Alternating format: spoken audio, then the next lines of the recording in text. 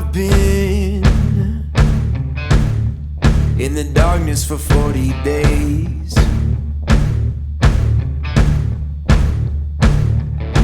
I've been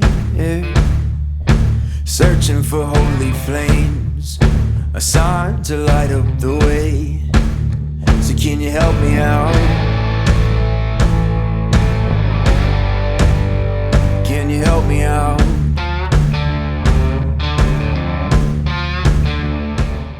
You know you better than you. Go ahead and introduce yourself. Say wherever you want to go, dude, and we'll just let it fly. All right. Yeah, whatever. All right, brother. Let's do it. CJ, as you know, CJ Ward. I live in Fox Chase now. From Morel Park. It's weird introducing myself. I'm sorry. Well, what do you? So I know from social media. The reason I asked you to come on to begin with, you have a very positive, outlook on life, dude, and you have all these positive messages that you're always putting out there. Yeah. And the CJ Orr that I know from the neighborhood that always ran from the neighborhood I was from when all those times. No.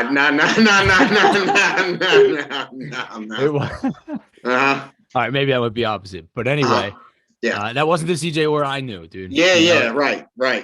So how did you get from? That's kind of the thing is like I do a lot of the stuff that I post on social media has helped me tremendously, and I started posting it.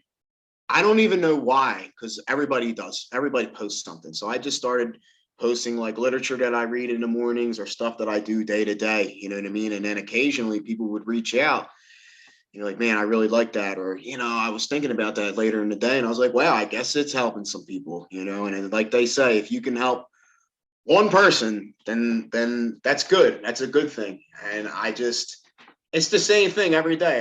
I wake up, I got like a slew of books that I like to read. Some of them I've read like in their entirety, but some of them are like a daily reading, and then I get up early and I try to stay off my phone. I put that coffee on right over there and I like to just read something that resonates with me. I mean, sometimes like this one right here, Can't Hurt Me, like I've highlighted stuff while I've read the book. I'll take a highlight, I'll read up like a paragraph and I'll highlight something and I'll finish the book and I might pick this up tomorrow, flip through it and read something that I highlighted that I really liked. And it's just a good way to start my day. And I just think there's a ton of information out there. Like this guy Huberman's popular right now. There's always like somebody that he's the new guy. His shit's good because it's evidence-based, which I'm into, and it's just not like getting out of bed, especially when you don't want to, and just starting your day off on the right foot. And for me, it's literature for sure. I got, 12 Rules for Life. I've adopted Stoicism, or so I've tried Stoicism over the last 2 years, maybe. When I first got sober, somebody gave me Marcus Aurelius's Meditations, and I was just not going to ask you that, dude. Yeah, it's the holy grail. I have Meditations. I'm looking at it right now. Yeah, and as soon as you said that, like there's two like Meditations, like is the Rich Dad Poor Dad of like Stoicism. Rich Dad Poor Dad is like that's like the Bible of people who want to become financially free, break out into real estate, invest in real estate, stuff like that, become wealthy, stuff like that. But I wasn't ready for it back then, and it didn't make sense, right? No, sometimes it still doesn't make sense, and I actually found out that there's like different ways to read it. There's Ryan Holiday. He wrote, he's written a lot of books. The Obstacle is the Path is his most recent book, which is really good. Highly recommend it. He has a video on YouTube of how to read Meditations, how to read Seneca's writings, how to read Epictetus's writings. Because you start to read it, especially when I was 23, 22 years old, you know what I mean? And it just made zero sense to me. I don't even know what happened in that book, And what's interesting, and is, that guy's no longer with us anymore, which is crazy to think about. That just dawned on me. He passed away, and it's like now that shit is like, I don't go a day without seeing Marcus Aurelius's name because I keep the books out, But that guy's not here anymore. His name is It's even so the meditations too. I don't know if you know this, but that's the reason I really love that book is that book wasn't wrote for a reader. It That was a was his diary. journal. It was right. It was a which journal. Is insane. It's crazy. I mean, he would probably be sick if he found out. Yeah. Yeah, it was a diary that he was the most powerful man of his time. He was a Roman emperor. And he just wrote in a journal every night about how his dealings with people, his dealings with his feelings and emotions, how he just handled life day to day as the Roman emperor, and like, there's like a stereotype behind a lot of rulers at that time that they were, womanizers and drinking, and they weren't like, if you see them, I'm sure you've seen, what's that fucking movie? I could curse, right? Yeah. Yeah. Gladiator. Yes. I didn't even notice the dude, Joaquin Phoenix. His father in the movie is actually, that's supposed to be Marcus Aurelius. I didn't know that. Mm-hmm. I'd have to go back and watch that movie because I've watched that way before I got into any of this. And if you look at the history, yeah, right, same. And if you look at the history of Marcus Aurelius, his son, who ended up taking over after him, was not a good dude. And Joaquin Phoenix, his character in that movie was not a good dude. Not a good dude, yeah, not a good dude. Nah, bad John. But yeah, I just, for 10 years now, I've just been seeking ways to just be like a better me, Sounds kind of cliche, but I just... No, it doesn't, man. It doesn't. It doesn't sound cliche. A lot of people don't see the world with that view. Yeah. And they see and that's coming from me, dude. Like I used to look at you and be like, man, I want to be better than you, right? Or I want to be better than this person or that person. Instead of looking at it like I need to be better than who I was yesterday. Every time I wake up, dude, that's who I'm fighting against. And if I'm not better than that person, and you don't see it right away. It's kind of a long-term thing where you can look back and be like, is my life better than it was 6 months ago? And if it wasn't, it's because every day I wasn't doing the right things. I was fighting the wrong battles, and you have to adjust. And you could see that on my social media, dude. I was doing political stuff constantly, and it was destroying my life. Me too. Didn't know then. You know what I mean? But it was a long-term thing. I thought I was doing good. Reflecting back, not so good. Yeah. So I don't think it's very cliche because I think we attract people that think alike. Reason being why I was attracted to your Facebook and all your posts. So maybe it sounds cliche to me and you, but there's a lot of people out there that don't know who they should be competing with. You know what I mean? Because competition's good, but who are you actually competing with? Right. And for 10 years, you said you're 10 years sober? Yeah, I had 10 years in October. Congratulations, brother. Congratulations. I'm on 6. Nice, man. That's awesome. Best thing that ever happened to me. I mean, at this point, I expect myself to be sober. I just don't know how 10 years went by. That's where I'm at with it now. It's just like, wait, I'm 32. And I don't know. It's just time waits for nobody. Like, yeah, dude. And I had a conversation with somebody the other day, somebody our age, and you always hear it, it's weird. Like when you're a kid, like when we were in the woods drinking beers at a keg party, it almost felt like it was never going to end. And it kind of seemed that way. It seemed like I was a kid drinking forever. And now it's like, every time I turn around, another year is going by. It's like, what the fuck? Like the older you get, time it's just going by faster and faster. Not only that, but I have a good life. I enjoy my life too. And, like they say, time flies when you're having fun, and I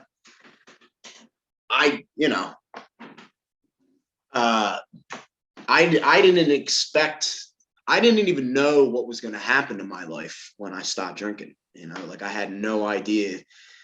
Like I look around and it's just like, I bought a house.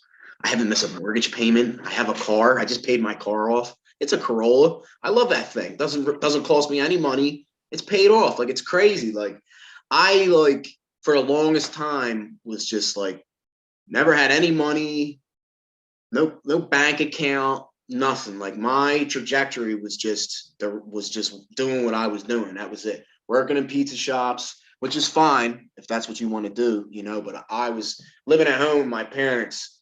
My father broke and in a lot of pain, you know. And I just thought I'm either going to go on like this or I'm going to die. And I kind of wanted to. Yeah, man, it's a scary place to be, like in your head. Yeah. It's very scary. So when you said you were at like pizza shops and then your parents were, I'm assuming like you had a room there or whatever. Like, what Yeah. was it that really triggered that? Were you still sober at this point? Were you sober at that point? No. So after I got sober, I started to get some time hanging around dudes that had time. I was hanging around people that had what I wanted, you know. And I knew that my things were gonna work out the way I wanted them to, you know. And I wanted to buy a house and I wanted to have a career and all those things, you know. And it's like the journey, you know what I mean? And I really like Sam Harris. He's another one. I use his meditation app called Waking Up, and he was talking about, it's important to have a worthy goal, but if the journey isn't enjoyable along the way, it's not going to be what you think. Like, when you get to that place, like, I competed in that bodybuilding show in May, and I dieted for 10 months, and poof, before I knew it, the show was over. I won. The show was over, and I was in the parking lot in my car alone. And it was just like, because I put a lot of emphasis on one day, like one moment. And looking back, the journey itself, it just becomes, the thing with bodybuilding is it becomes so like brutal. It's just a very brutal thing, like to diet like that. I mean, that's why, like, shout out to Pat Bryan. I was on Facebook like years ago when I first got sober and started working out, and he was on stage posing. I was just like, I couldn't believe it, you know. Yeah, And dude. finally, years later, training. I've been training since I got sober. I'm like, I'm ready for this. And it's the ultimate form of delayed gratification. Like, I do jiu-jitsu, and it's just grappling, but there's a lot of guys at my gym who fight. And like, I tip my hat to them because that training is insane. I mean, it's absolutely insane. But the difference of like dieting for that duration and getting lean like that, it really plays tricks on your mind. And like, looking back, like, I gave it everything I had. And then you look at the day of, and it's really not that big of a deal. You just fixate on one day, and then it comes and it goes, and you're like, oh, that was Well, it. I think I have a similar, just with like work in general, right? Like, I got into banking very young. And when I got sober, I moved up the ladder even quicker, I got licensed to do investments, and I ran my own branch. And you work that hard and your goal is there and you Yeah. finally get there. Yeah. But that feeling you thought you would have just never comes, like that I made it feeling or whatever. And you're like, man, and you kind of get down on yourself when you reach for those goals. So I completely understand what you're saying is like, you feel like there's going to be this ultimate feeling that you're about to, feel like I made it, I'm here. And it's not like that. You might have the feeling for a minute or two, but it goes away. Like, I know you just showed Hurt Me. Have you read Never Finished yet? I just finished it. Yeah. So awesome. Goggins' new book, he says, and I'm going to jack this up, but it's something around the terms of pursue without purpose. Like, just do the things that you need to do and focus on that stuff without having that end goal. Because what happens is people get to that end goal, or if they don't make it there or something happens in between it, and they get down on themselves. Yeah.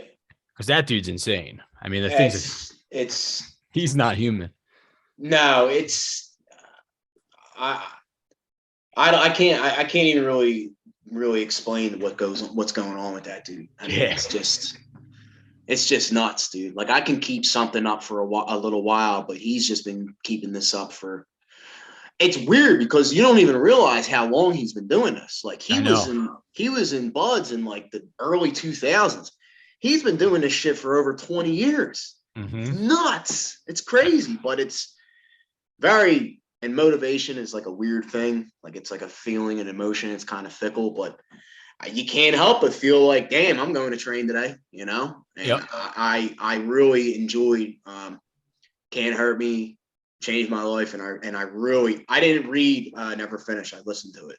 I prefer listening to his books just because he does that like podcast in between each chapter. Yeah. You know, and it's rare because I usually only like to listen to books where the author's reading it because it's coming from like their perspective, but his book's a little different because you actually get to hear a conversation after each chapter. So that is definitely one of the books that I like to listen to. Yeah. And the guy he has reading it does a really good job. Oh yeah. I mean, they probably spend so much time together, those two. It's not like he just gave him the book and said, read it. Yeah. You know, like that dude obviously spent time with him and understands him a little bit. Yeah, I think there's anybody could gain something from both of those books. I don't think you could do push-ups and cure your depression. So maybe some people can. I do believe that some people need more help, therapy, even medication, you know what I mean, which is a touchy subject, but I believe that anybody could draw something from his books. And what I really like about the new one is he definitely has a new sense of humility about himself, you know? Oh yeah. And he even talks about it. Like the old Goggins would have been like, oh, you're a bitch. Like, I know your problem, get the fuck back up on the bar. And now he like realizes that like we're all on our journey, but we're just at different places, you know? And like, and comes the acceptance. Like you have to accept people, your kids, your girl, your family, your boss. Like you accept them for who they are, where they are, and that's it. And that's what I like. The acceptance is the key to serenity, you know. And you just always can just go off like on a tangent of like things, you know what I mean? Like starting from that book and then accept. He was talking about when he was becoming the smoke jumper. Yes. There was a woman in his class that got nervous about jumping out of the plane. And he said, he's like, the old me, I would have laughed at her and cursed at her. And now it's like, all right, like this chick is a bulldog and I know she's capable of doing this. It's best to encourage others that they have something inside them to be great, you know? And that's what I like the most about it, man, is everybody's into different stuff. Like I realize that not everybody wants to go to the gym 3 times a day and be a nut like I do. Like some people have other goals and pursuits in this life. And it's like, well, whatever you're trying to do, you should try to be great at it, you know, for yourself. And that's what people need to hear, brother, because in this world today, man, we're all comparing ourselves to everybody. And it's like, this is what you should be doing. This is what you should be doing. And it's like, nah, man, like the only reason you're doing what you're doing is because of every little thing that has happened up until this point in your life. I have not experienced everything that you have experienced. There's no way that me and you can think alike or want to do things alike, you know, because all the information I've gained over my small existence here has been different than the information you've been given, you know. But the one thing that you brought up that I think have been thinking about a lot is motivation. You know, I feel like I was seeking motivation for a long time. And I realized that, you know, it wasn't what I was actually doing when I was looking for that motivation was really distracting myself from the action of just doing. So reading the books, listening to podcasts, like I was doing it too much to the point where I know what I need to do. Why I'm not doing it though. So for you, like what is it that gets you up to go to the gym every day? That gets you up to go to jiu-jitsu, to sell houses? Like, what is it that motivates you to do that? Discipline, humility, and drive will carry you way further than motivation ever will. Period. Motivation is just a feeling. It comes and goes. If you base if you base like your goals off of motivation, you will get nowhere, because everybody's like, look, it's January 15th. Everybody's fired up right now about the gym. And I think New Year's resolutions are okay. A lot of people knock them. I think it's okay, because this could be your year. It could be. Writing down goals is important. But the problem is people lose motivation after a few weeks of going to the gym, and they don't see, they want it too quick. They want it now. And it doesn't work like that. And the motivation fades. So then they just quit. Like Goggins' 40% rule. Most of us top out at 40% and then we quit. And there's just so much more left in the tank. So that's where discipline comes in, where you just have to have this inner dialogue. Like, no matter how I'm feeling, I'm going to do my best today to achieve what I want, and getting out of bed and just doing those things. And I've learned a lot. For me, like, there's a lot of tools, like writing things down. Like, this is what I want to do. Like, there's something about writing things down on a piece of paper in numerical order about what I'm going to do today to get in better shape, lose weight, sell more houses, become more comfortable, cold calling, talking to people, dressing more appropriately. Like, those are things that I struggle with. Like, I just want to wear sweatpants and a hoodie till we're showing, and it's like I got to wear jeans and they don't fit right, and I got to go to this office and it's different. You know what I mean? Like, it's just been that's been like an entirely different thing for me. But I think people just get too wrapped up in how they feel. That's the truth, man. And Yeah. I think, thinking about my inner dialogue, it's like I had to convince myself that it wasn't all true, right? Like the what I'm thinking isn't all true. If you have a bad day at work or a week, where you didn't accomplish what you wanted to accomplish, I get them bad thoughts. Like, maybe I'm not as good as I thought I was. Maybe I'm not meant for this. Maybe I'm not. It's all lies. Like, I would lie to myself constantly. And that self-dialogue, man, like, stopping that. And for me, like, I only did jiu-jitsu for not that long, because it got too expensive for me with the family, because I wasn't going enough. Right. But dude, that was the only place that I could go where there was no inner dialogue about the past or the future. Yeah. Because typically I'm somebody that either is a slave to my past, where I'm constantly thinking about the shit that I shouldn't have done or should have done, or I'm like, this is where I should be, and I'm not there yet. Yeah. So focusing on like the now, do you think like jiu-jitsu is what helps you do that? Yeah. I like the assault bike a lot, the Echo bike, and jiu-jitsu, and like a really hard set is I find it's like the ultimate crucible. It basically forces you to be in the moment. Yeah. Because I was just gonna say, like, the biggest problem we all have, like you just said, like, dwelling on your past. It's not so much that you're dwelling on your past, you're just failing to live in the moment. Yep. And that's human suffering comes from not living in the present moment. Obviously there's absolutely nothing you can do about what happened yesterday, let alone 10 years ago. And tomorrow is a mystery. All we have is the now, and I found, other than physical training, like meditation has become a big part of my life. Reading and stuff like that has helped me to live in the moment. But physical training, like hard, pushing myself physically hard, it almost forces me to be in the moment. When I'm on that bike and it's like, I'm deep into like the 4th round or the 6th round, and I got 2 more to go, I'm not thinking about anything else. I'm not thinking about sales. I'm not thinking about cold calling tomorrow. I'm not thinking about the girl that I embarrassed myself in front of at the gym yesterday. All I'm thinking about is finishing right now. Really, actually get me off this thing. That's all I'm thinking about.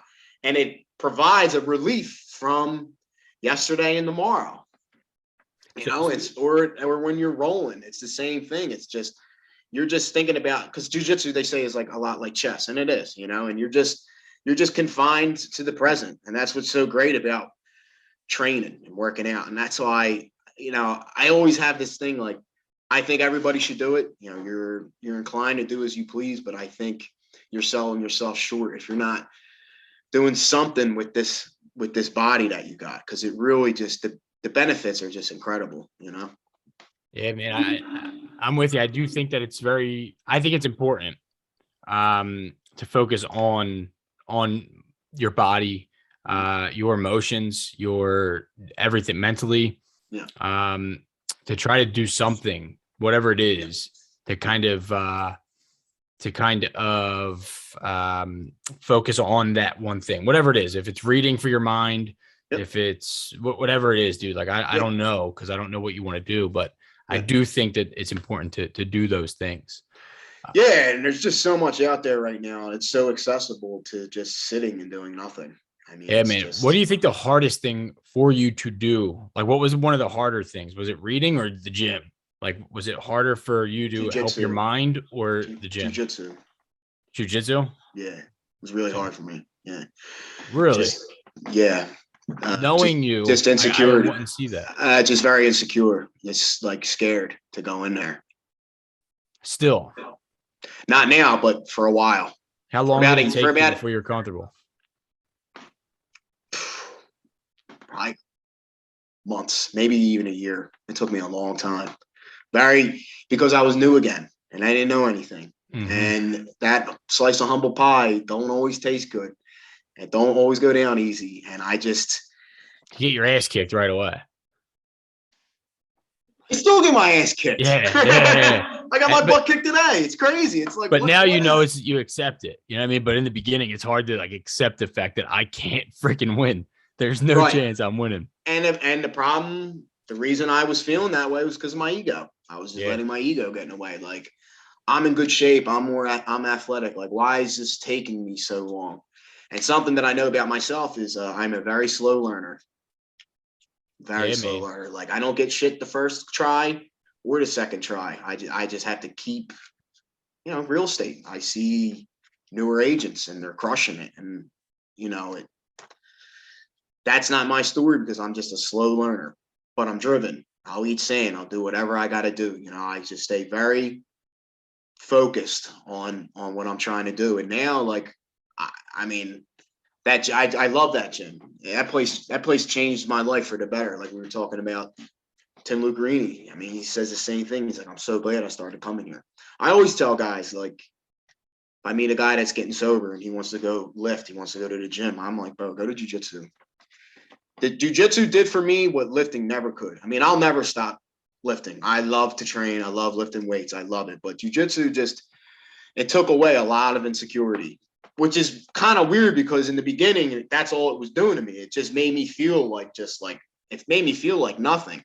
But looking back, it was good for me. It's what a lot of us need, That is true, brother. That is true, dude. It is crazy that you go in there and it's small dudes can just put you in a pretzel and you're like, what the hell just happened? And you were not always that big. You used to be a little guy. Yeah. You know what I mean? So like, I could only imagine you walking into that gym feeling like, damn, I'm actually bigger. I could do this. And then somebody that your old size just fucking taking you down, dude. There's a black belt. His name's Steve Ton that comes to my gym. And he's just like the textbook, like jiu-jitsu, like it's guys like him why jiu-jitsu was even started back in like hundreds of years ago. It was started for little guys in combat to be able to handle like large men.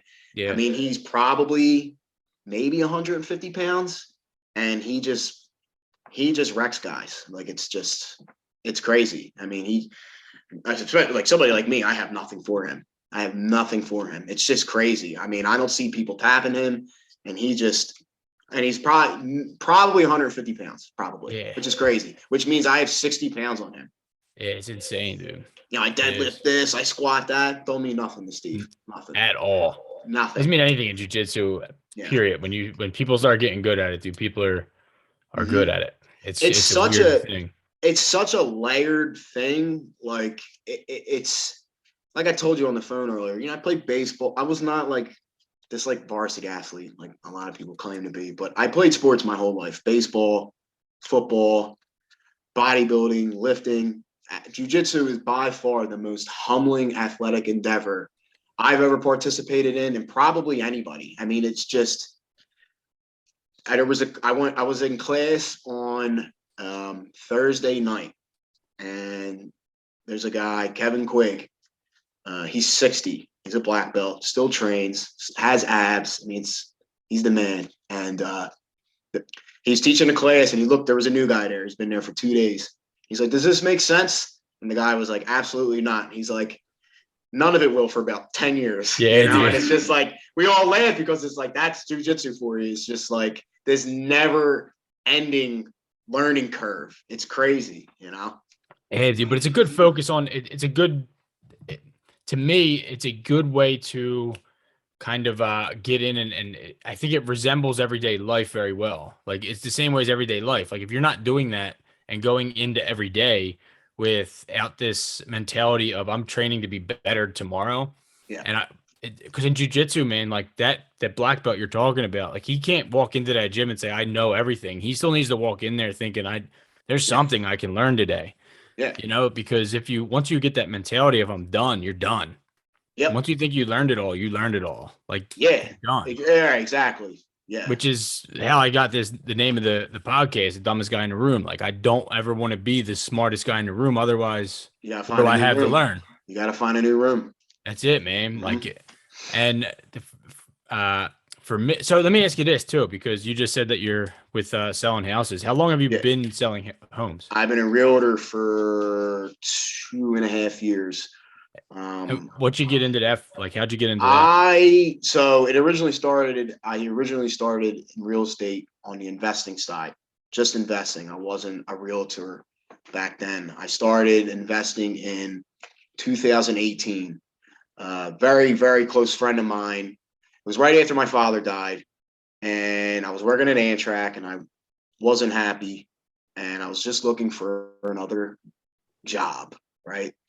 And thinking that was going to change how I felt about working, And we were on our way to a concert, a show that I was kind of like, we were going to see Hatebreed, which is kind of funny, you wouldn't think, but we were going to see Hatebreed, and he was like, why don't you get into real estate? And I was just like, what do you mean? And he recommended that I read Rich Dad Poor Dad. And I mean, that's the story. I read Rich Dad Poor Dad, and my whole perception on money, wealth, income, jobs, investments just shifted immediately. Like, I knew nothing about that. I was just, like it says in Rich Dad Poor Dad, I just thought, get a safe, secure job with benefits, and that's it, and then I just go and do my hobbies, and I read that book, and I was just like, like, they should prescribe that book in high school, but they don't, and I don't know why. I didn't even graduate high school, so I'm not even going to begin. I don't even know what they read in high school. Me either, dude. You didn't? Nah, man. No? I ended up getting my GED, and then I did get my associates, but I dropped out of high school when I was a junior. Where? Washington. I went to Ryan and Washington. Did I see when did you start going to Washington? I went halfway through freshman year. I got kicked out of Ryan halfway through freshman year. Oh yeah, I think I used to bump into you at Washington. Probably, dude, if I was in there. Yeah. Well, I went to Ryan my freshman year, and then went to Washington my sophomore year for like 5 minutes. Yeah, dude. Yeah, that school was awful, dude. I still went there I never got past freshman year, but I was still in the building for 2 more years, supposedly. Yeah. I'd go in and go out, dude. I couldn't, I don't know. I could not, for the life of me, I could not stay a full day. Nah, I just dude, couldn't do it. Impossible. It was impossible. I got picked up in this drug bust, right? And I was 16, sophomore year. Like 10 of us got locked up. You remember Mr. Kaplan? Yeah.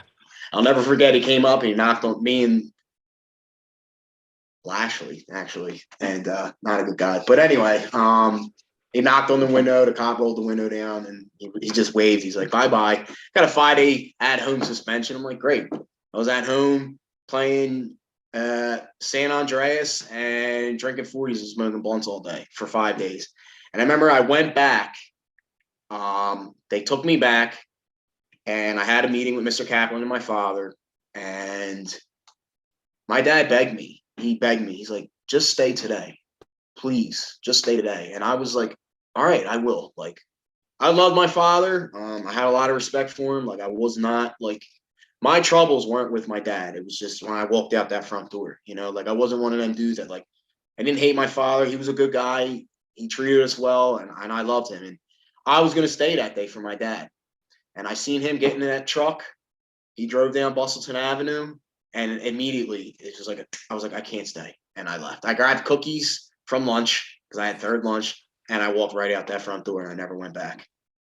It's a weird place, that school, man. It's weird. Like the dudes at Ryan my homies that went to Ryan, I used to tell them, like, you don't know how good you got it. Like I took it for granted. I took it for 100%, granted. dude. I got in a lot of trouble, and they were going to kick me out. My father was like, look, like I can barely afford this to begin with, because I was raised by my father. My mother died when I was 5, and he was raising 4 of us by himself. And he's like, I can barely afford it as is, and you're going to mess this up anyway. You're going to watch the next year. And he was just out of, because we were just, me and my brother were just wild. And he was just like out of ideas. He's like, I don't know what to do with these anymore. And I remember after like a week at Washington, I was like, damn, I fucked up.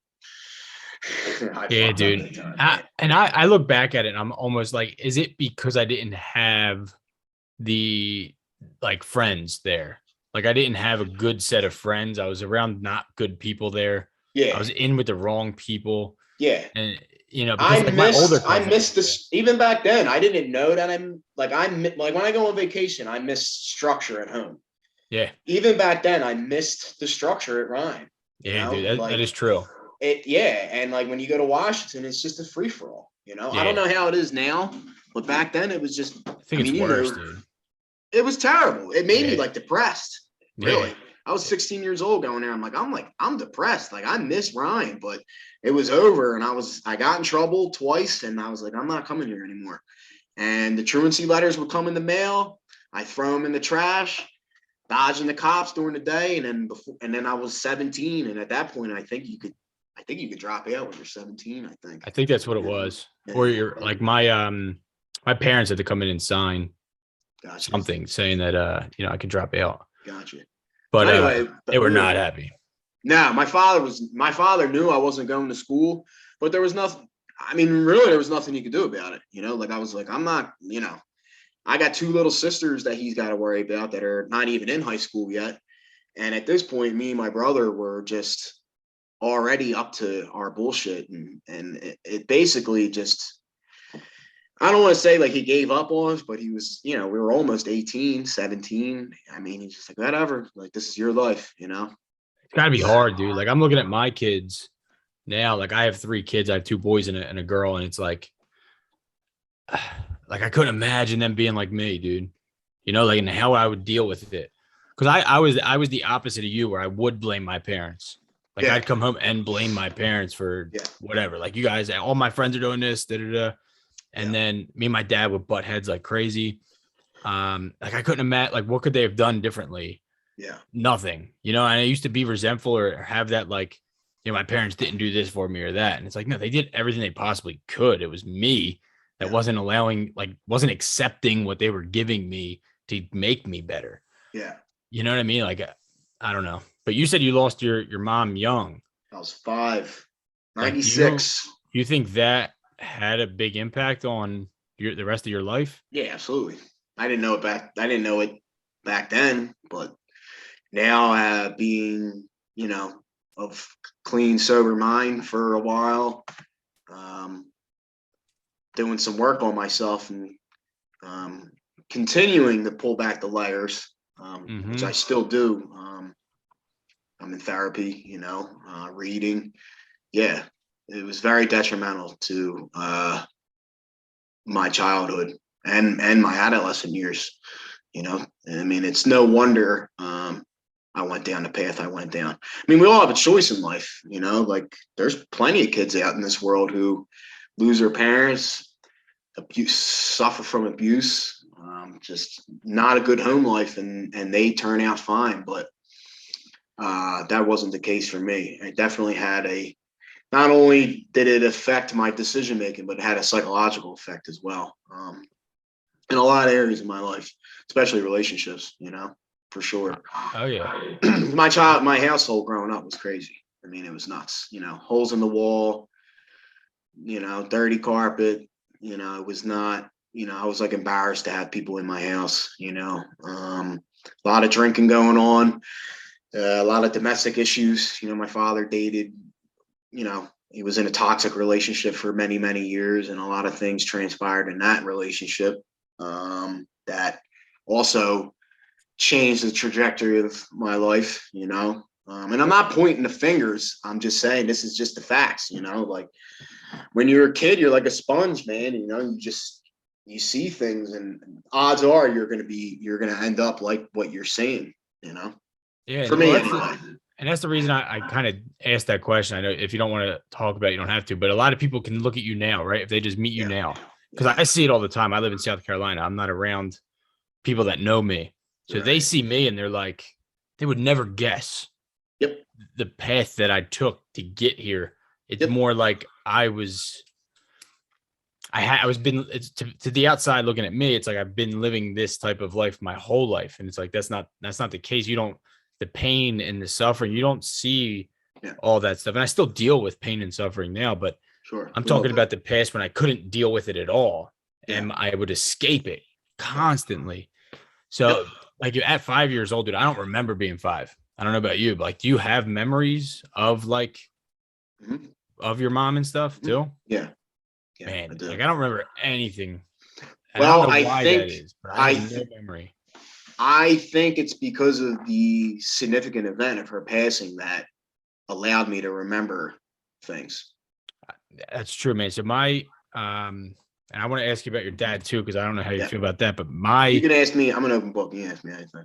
My old man passed away about 2 years ago now, and my dad, it was tough, and obviously it was my first parent that I lost. But my son, he was young, dude, but they were attached like this. Yeah. And something in my son, dude, from that day forward has been different. Yeah. So I don't know if it's like, because when I was younger, dude, the first person to die in my family was like my grandmom. I was probably 12. And that's kind of like a natural thing. I knew what death was. I knew it existed. Sure. But until my dad died, I kind of felt almost immortal. Like that it's not a real thing. And then when somebody like that dies, it's kind of fucked me up, dude. But my son at the same time, I'm like, he remembers that. Like he still can't talk about it. If you bring him up, how old is he?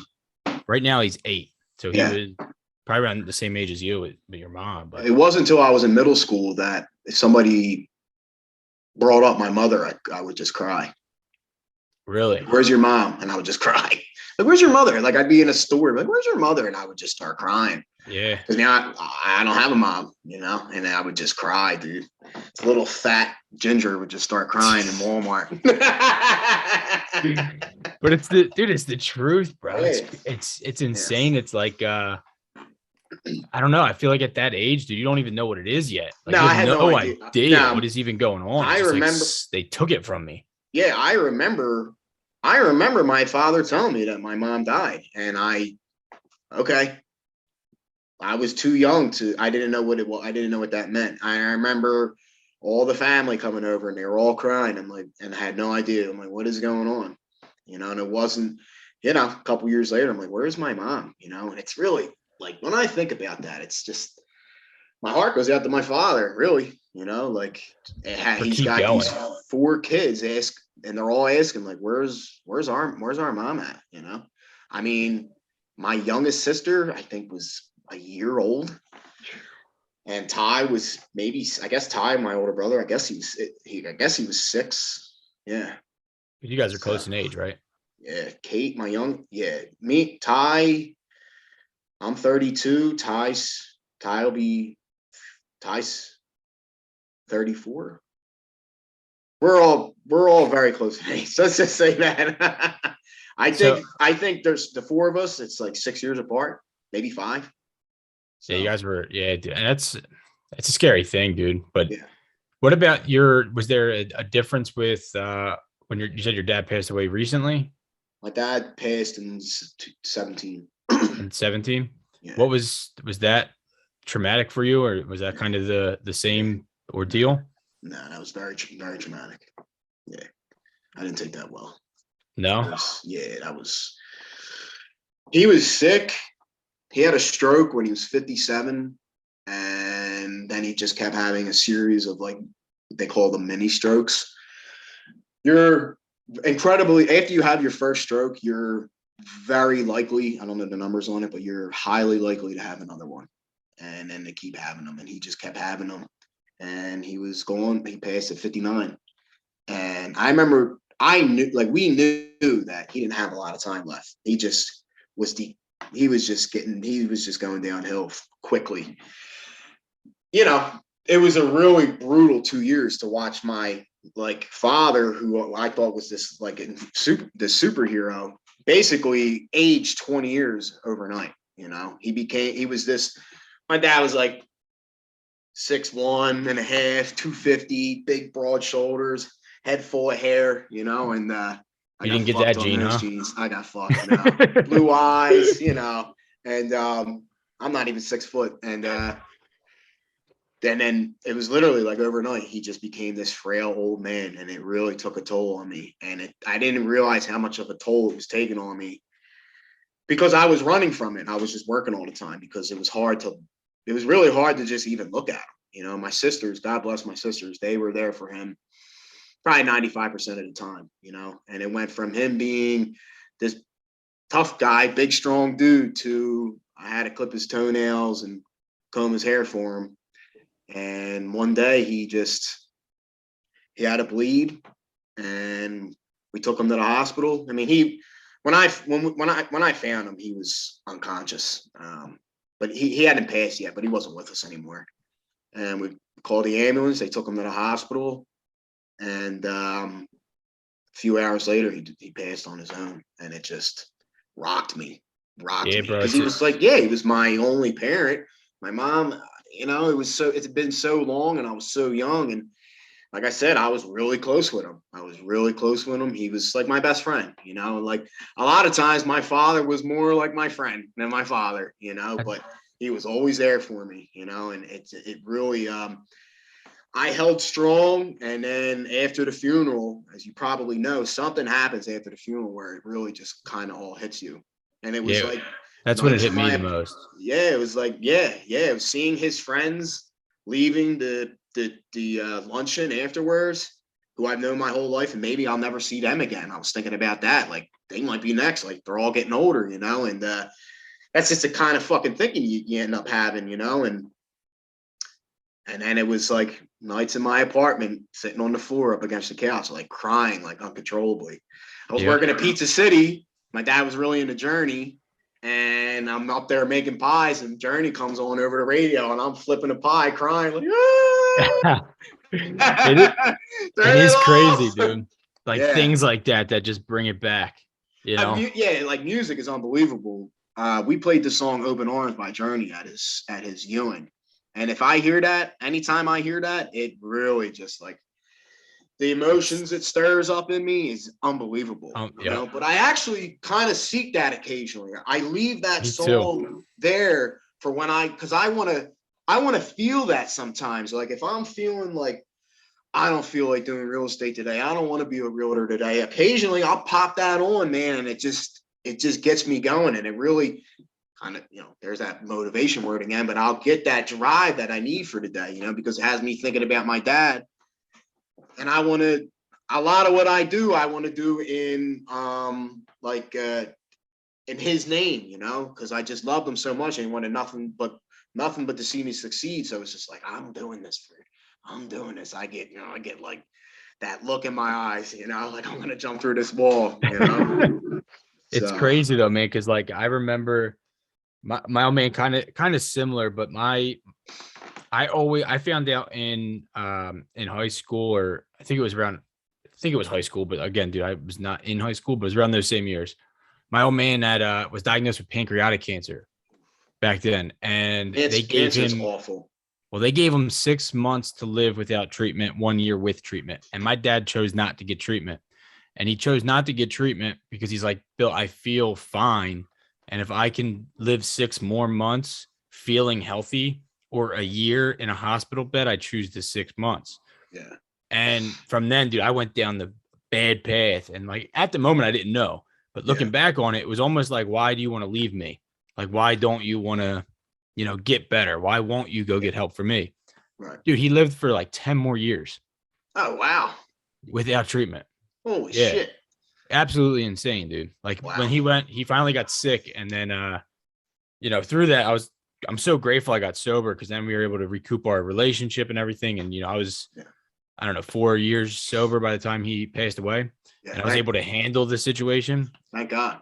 But like, I don't know how I would have if I was still drinking and shit, dude. The way I handled it being sober, I don't even know how I would have done it, not being sober. I'm not available if I'm drinking. No. I'm not available. Yeah. But on top of that, man, do you think that it changed you like for the better? Yeah. At all? Because I feel like there's something about everyone I talked to that had their old man pass away. Yeah. Something happened. Something happens in the child, dude. I don't know what it is, but it has me wanting to step up more, and like I want to acquire wealth so that I can help my family. It's crazy, I'm not married. I don't have a girl. I don't have kids. Like I want to pay for my nieces. Maybe I'll have kids one day. You might have them one day, dude. You're still young, bro. Right. I might have them one day, but my thoughts on wealth are I try to keep them selfless because I want to buy a shore house for my family. Because of real estate, I owned the house in the Poconos for 2 years. Because of real estate and because of sobriety also, I was able to purchase a home in the Poconos and bring my family up there in the winters. Free of charge to them, you know what I mean? Because of real estate, and like that has come from the death of my father is to I want to be there for them because I kind of took on this role that I didn't even really ask for of being like them calling me like my sister, like my sisters will call me to talk shit about each other. Right. My sister Kelsey will call me, fucking Kate, and then an hour later, Kate will call me, fucking Kelsey. It's like I just laugh and like, they'll both be like, what's funny? And at first I was like, I didn't ask for any of this. Like I'm inherently a selfish dude. Like it's me first. First person I think of all the time is always me. And like I'm taught to selfish and self-centeredness is a disease, and we're taught to be selfless. And it's interesting that you bring up that point because it definitely, when he passed, it didn't happen overnight, but over time, not just my family, anybody, like I've been given a second chance at this life. Like really, I put myself in a lot of dangerous situations and there were a lot of nights where I could have died, and here I am. And you and I both know so many people that aren't here anymore, and it sucks. But I'm still here. It's a gift, and I want to make the most of it. That's life. Is the truth, man. Yeah, man. I again, very similar situation. I did go to. Hold on a second.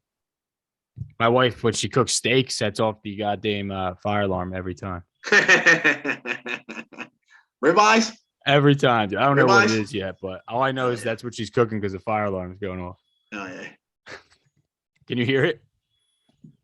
Yeah, now I can. Yeah. Right, you got it off every single time, dude. Yeah. But I did the same thing, dude. When my old man passed away, my mom actually was diagnosed with breast cancer a couple months prior to my dad passing. So I actually sold my house. We moved back to my mom's house, and I wasn't going to move out of there until she beat it, and she did beat it. And then we moved out to South Carolina. And I found out months later that it was back and metastasized. So I was like, damn, dude, I'm already, 600, 700 miles away now. I'm like, living with that, I'm like, maybe, I don't know. And I try not to think about that shit, but I'm like, damn, you know, like Well, kind of, that's negative thinking, I stinking know, thinking. Yeah, no, your father wanted you to live your life. 100%, dude. Yeah.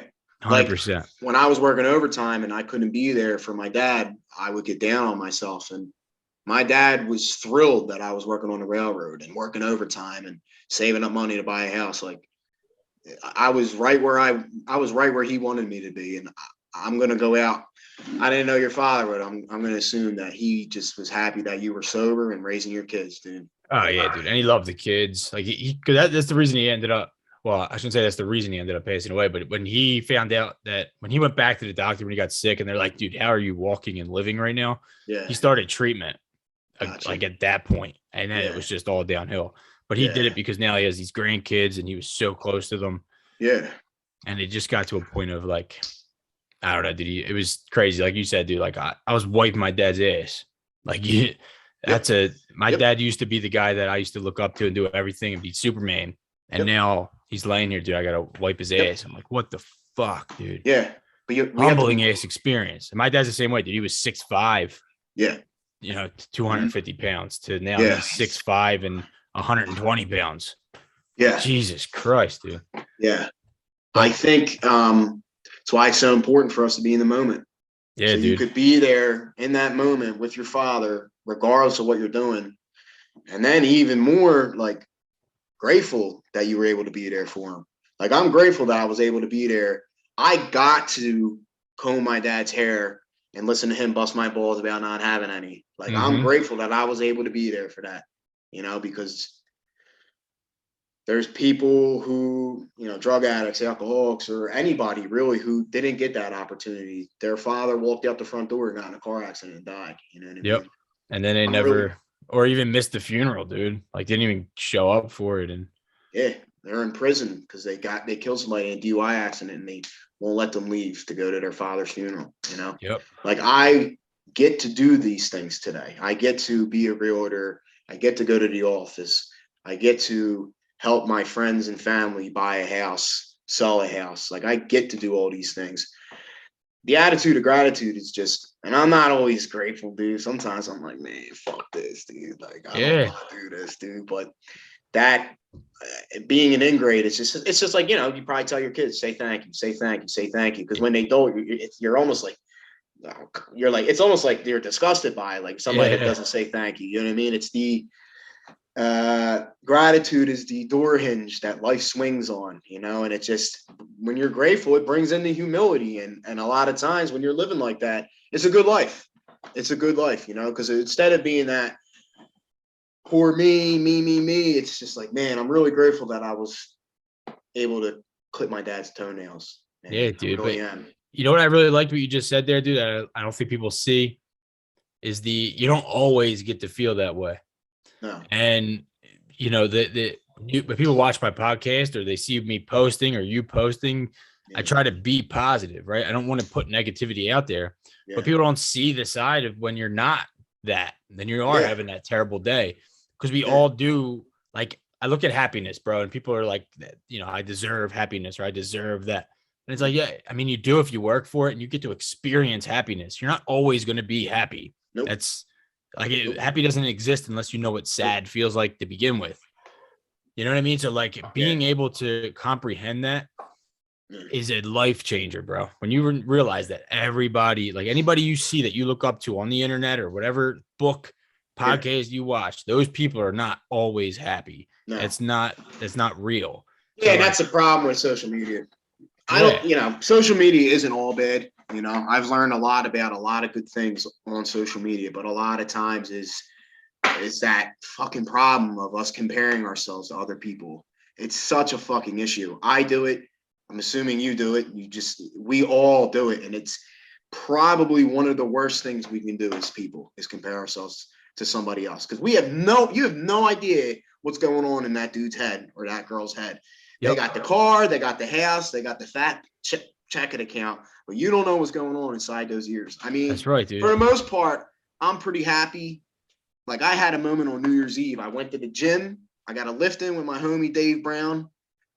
And then I was driving down Compton Avenue, going to Martinez to go to train jiu-jitsu on New Year's Eve. And I had this moment of just like overwhelming, like joy, where I was just like, my life is just so awesome. Like, I'm so glad that I get to do this shit. Like, I was so excited to get to jiu-jitsu. I had a pump going, the caffeine was running through my veins.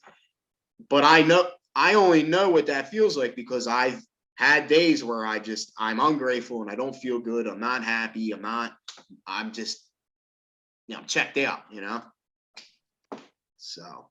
I mean, look, brother, I appreciate you coming on, man. And honestly, I love your story, dude. I love everything that you're doing. Yeah. You keep it up, dude. And you brought up some good people today. I know I've been watching a lot of Huberman. Do you watch Chris Williamson? I believe his name is. No. That's another good one. He's very kind of he's a British dude. It's a pretty good one. Huberman's good. I really like Sam Harris. I like Sam. Jocko's good. I think a lot of people should, look into that stuff, and then I think they should invest in their life. And 12 rules of life, he says, the successful among us delay gratification. Like, it's like when the 17-year-old kid comes up to me and he looks at me, he's like, how do I get big legs? And it's just like, dude, like, you got to put your time in under the bar, and like, that's what I tell myself with any new endeavor. Like, that's what I should have been telling myself when I started jiu-jitsu, but my ego was just crushed, and like, it's what I'm telling myself now in real estate. Like, just put your time in. You obviously were telling yourself that at jiu-jitsu. Yeah, because jiu-jitsu? You're still going. I was not. No, but you're still good. You're still there though. But I'm still there. So at some point, you had to be telling yourself this stuff. Yeah, but in the moment, you were down on yourself. Yeah, I even remember a point being like, all right, like, I was standing there putting my gi on. I'm like, you know what? Like, I remember when I started going to the gym, I could barely squat the bar. And there's been times where I've squatted 450, and it just took time, and I was like, I'm going to be fine. And then something just clicks, kind of like at jiu-jitsu. Something just clicks one day and you get a Kimura on somebody and you're just like, oh my God, holy shit. It's been like a year. I thought, and it's just, there's jiu-jitsu is just such a, to life. What would you call that? Like I know what you're talking about, dude. It's just comparable.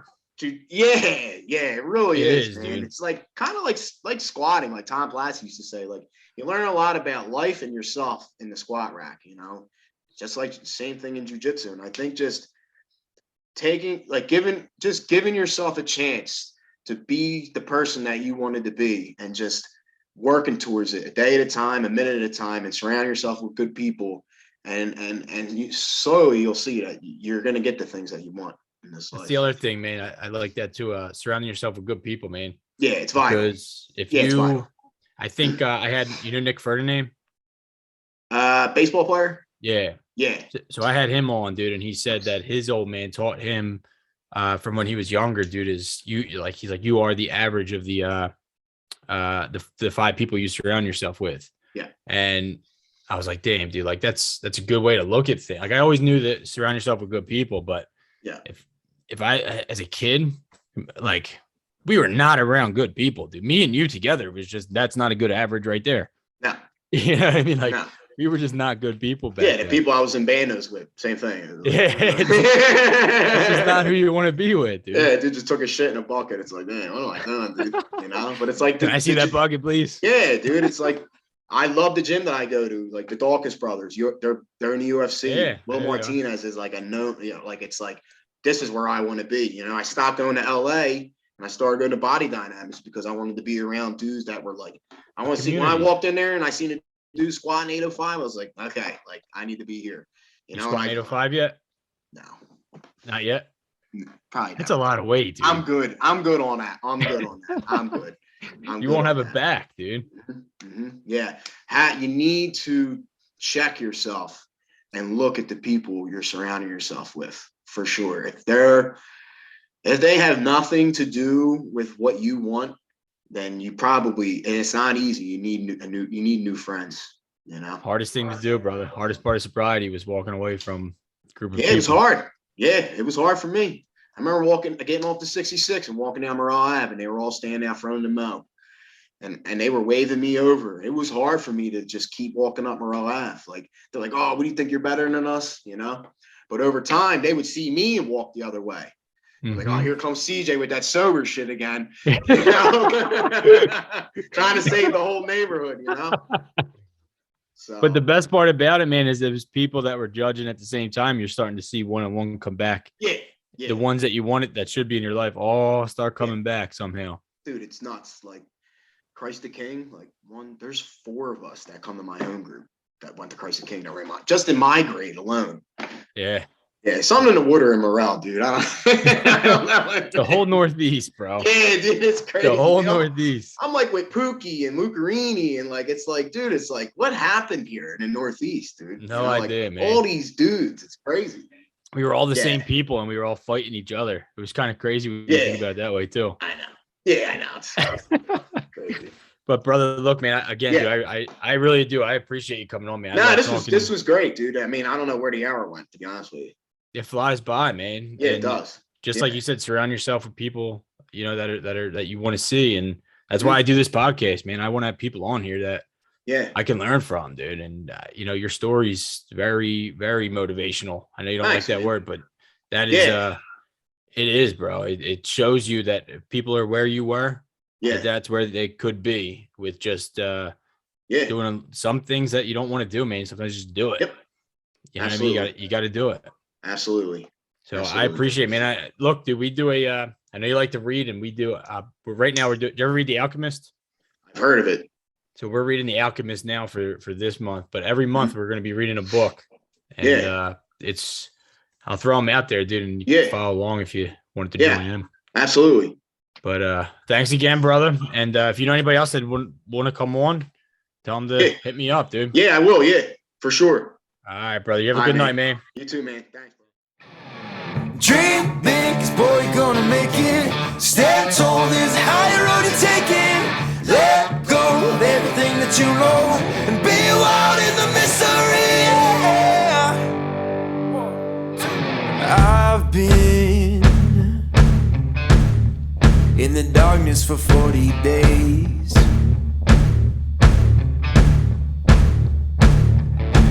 I've been searching for holy flames, a sign to light up the way. So can you help me out? Can you help me out?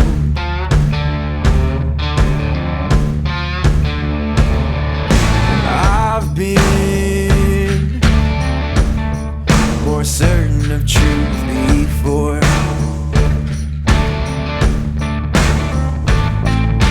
I've been called a righteous man before. Yeah, I've been closer to Jesus before. So can you help me out? Oh, can you help me out? Am I on my own? Am I on my own? But can you help me out? Am I